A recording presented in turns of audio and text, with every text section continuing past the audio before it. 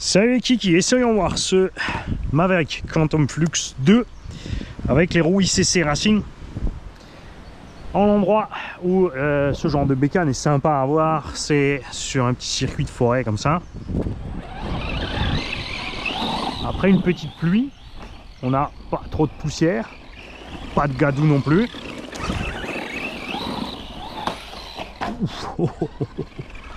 Il faut MT parce que tous les autres engins indices sont trop petits pour passer.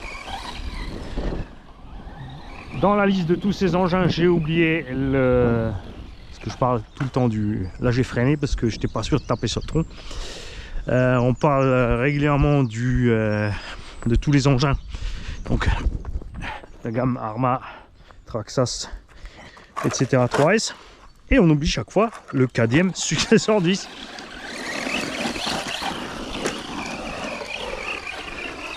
Qui sorti de la boîte aussi a tout ce qu'il faut. Que ce soit le RTR ou ma version préférée, la version French Edition Kit.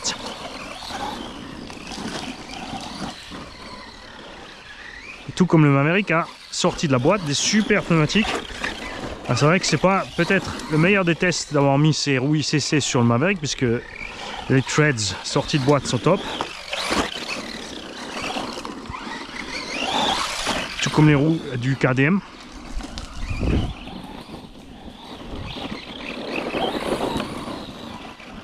Mais on glisse quand même moins. Donc c'est vraiment un petit poil mieux encore.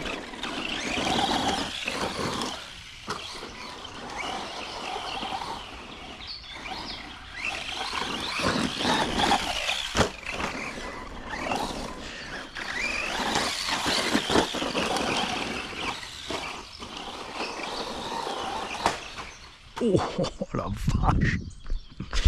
Il y a de la caillasse, hein! Ça, même les buggy 1.8 ici, ça, ils morflent. Hein. Et j'ai toujours pas fait la vidéo que je vous avais dit avec. Ils vont les enlever avant que j'ai le temps de le faire. Donc, il faut que je me laisse ces troncs. Une rampe devant, une rampe en bas. On passe par-dessus les troncs, on descend. Et pareil, pour remonter, on devrait pouvoir prendre assez de vitesse pour passer les deux.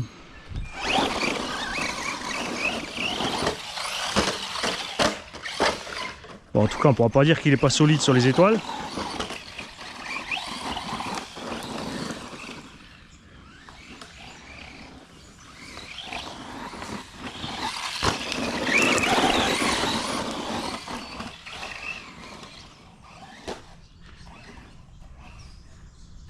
Ah, t'es trop petit là.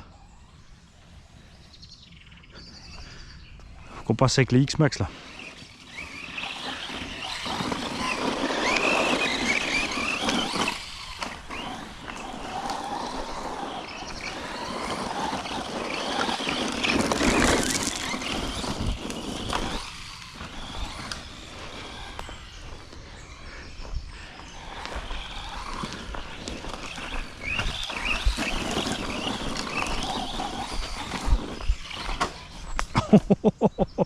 Oh la vache!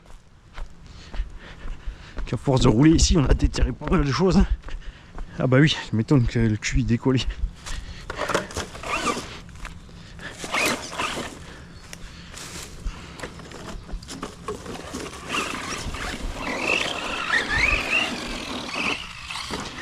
Ouais, vous avez raison, il va quand même falloir qu'on prenne un de ces FS Racing Conrad Riley machin là.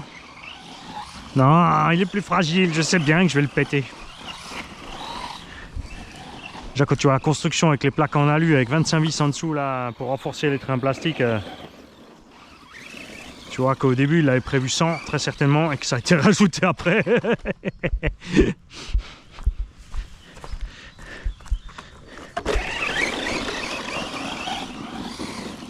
J'ai quand même envie d'acheter un Stampede VXL3.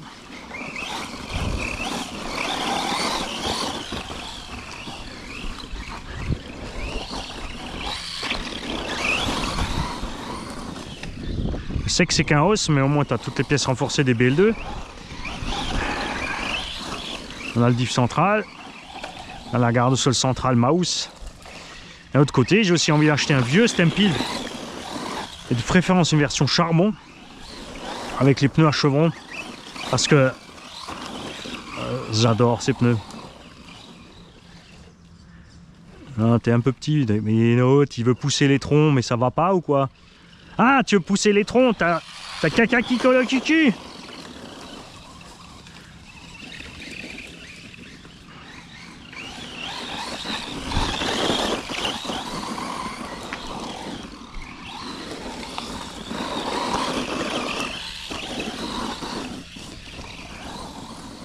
Attention là-bas la pierre.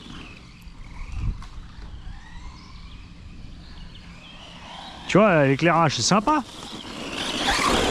Quand tu es dans les zones comme ça où tu as de l'ombre et de la lumière.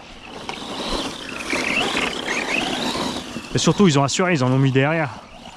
Pas comme tous les autres qui font à moitié là. Ils ont mis des LED et après il y en a que deux.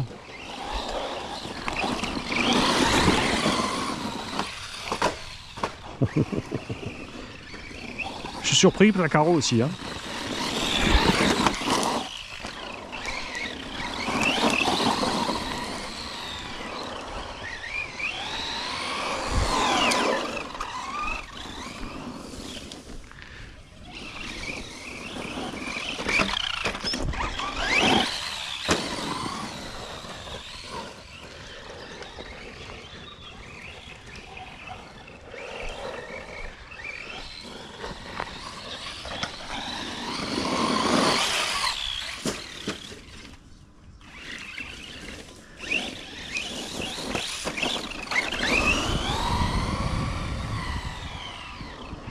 Bon, maintenant HPI, on veut un MT à la sauce. On veut un nouveau HPI Bullet Flux. Méchamment solide, sauce BL2 et Arma 3S. Parce que en fait le granit c'est juste le remplacement et l'évolution du... C'était pas dur de l'évoluer hein. Du HPI Jump Shot. Pas du Jump Shot, du Bullet. Moi j'avais le rouge avec les pneus à crampons un peu look digital comme ça, c'était super chouette. Après ils ont inversé, ils les ont ressortis en inversant les roues pour faire genre c'est des nouvelles voitures. T'avais la carreau orange et basse avec les crampons digitaux et la rouge avec les chevrons. Et là oui bizarrement je préférais les petits crampons style digital comme ça aux chevrons. Ça donne un petit look cool.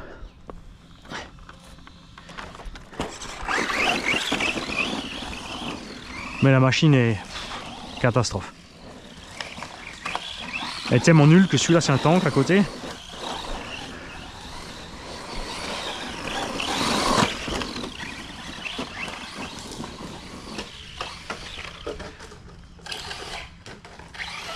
Ah ah!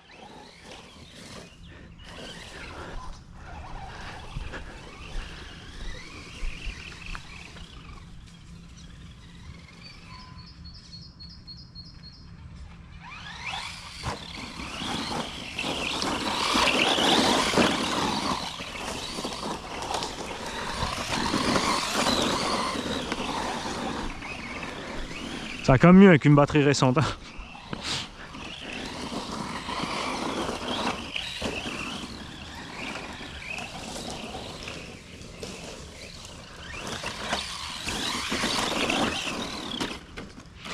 Ah c'est chaud de viser en chaque fois. Hein.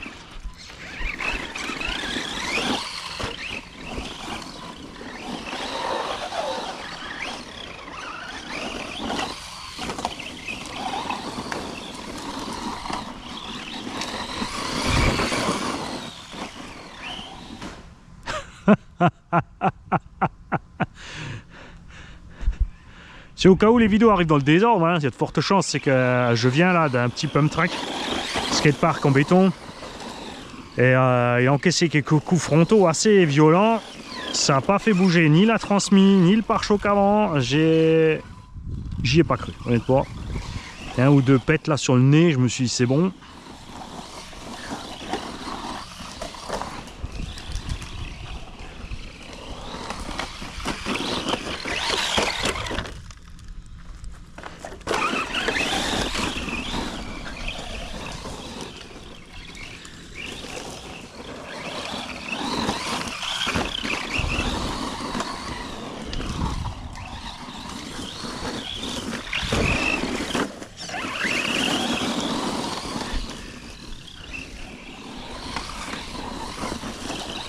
pourquoi je continue le test même si je suis content avec? Parce qu'il faut voir l'endurance maintenant.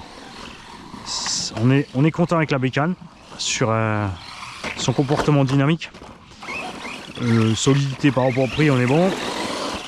Pour l'instant, pas de mauvaise surprise. Par contre, ce qu'on va voir, c'est l'endurance. Hein. Niveau des diffs, les roulements.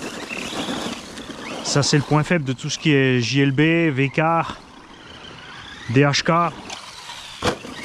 DHK Maximus et Zombie, tous ces trucs-là, le souci, c'est ça. Hein. C'est les coques en PVC. Les pneumatiques, pas terribles.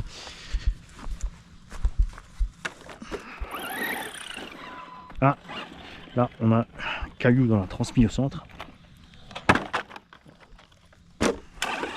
Voilà.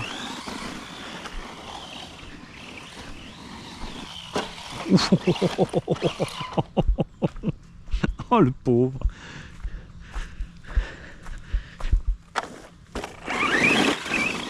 Mérite un peu plus de gouache quand même.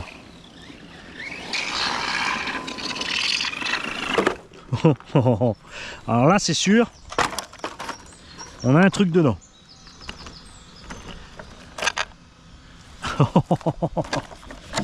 On va voir ça. Est-ce qu'on a... Alors ça c'est mauvais signe. On n'a rien au milieu sur l'axe central. Ce qui veut donc dire qu'on a couronne ou pignon, quelque chose qui a morflé.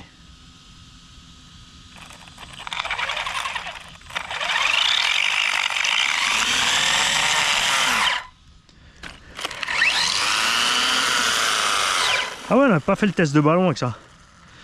T'as raison, regarde.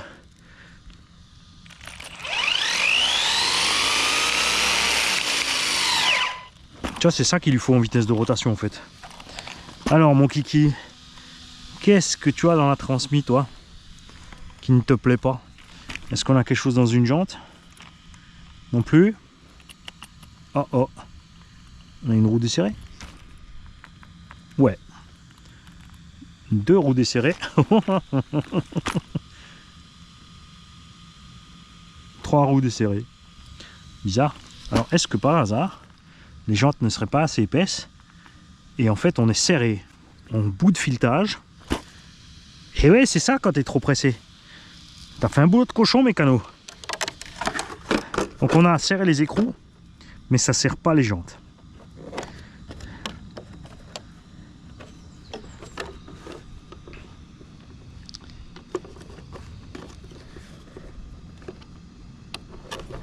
Est-ce qu'on a coincé quelque chose là-dedans? Non plus.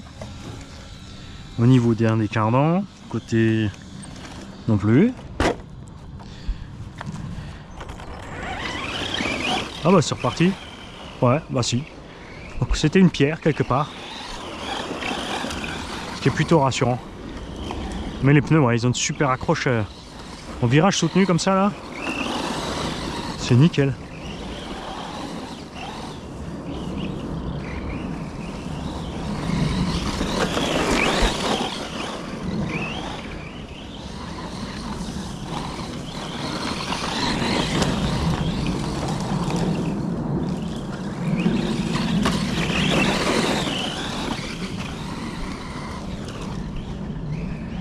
Et t'as vu, il est vraiment super bien équilibré, hein. Même quand tu fais tes sauts en l'envoyant de côté, il déjauge pas le bordel.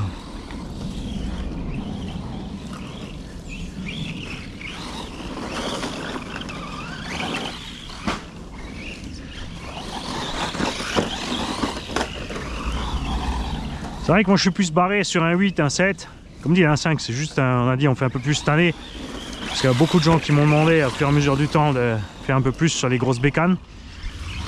Mais j'ai pas besoin des grosses bécanes. J'ai les terrains ici où les 1.8 et 1.7 sont bien. Donc trimballer une grosse bécane. Et c'est vrai qu'il faut quand même... en CSS, t'en ramènes 4 clipos. Bon, après, si on fait 30-40 minutes à 4 clipos, c'est bon.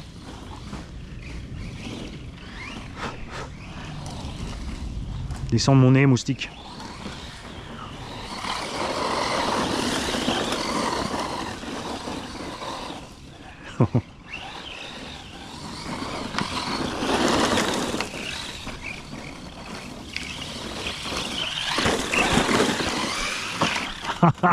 J'ai pas lâché les gaz là. Oh, le coup de raquette qui s'est pris. Ça mérite hein, des huiles de diff aussi plus épaisses. Je pense qu'on va faire ça les gars. On va lui coller un VXL3 en vario. Pour libérer un peu ce moteur niveau gouache. Parce qu'il faut savoir que le VXL3, le vario est capable de 220 ampères en continu. Et ouais, c'est un vario qui était fait à la base pour la compète par Nosram. Bon, Nosram ils fabriquent pas eux-mêmes non plus. Hein. Et le 2 pôles avait même un capteur.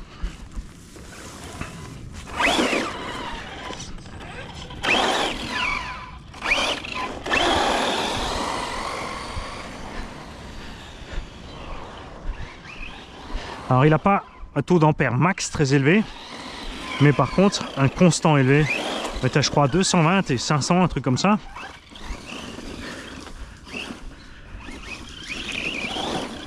Donc ça lui permet vraiment d'être plus brutal au démarrage. Ouais, comme j'ai dit, hein, tant mieux s'ils ont fait une programmation douce sur ce vario.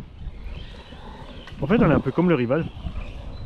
Quoique le rival, j'ai l'impression qu'il va un peu plus vite en VMAX que ça. En 3S.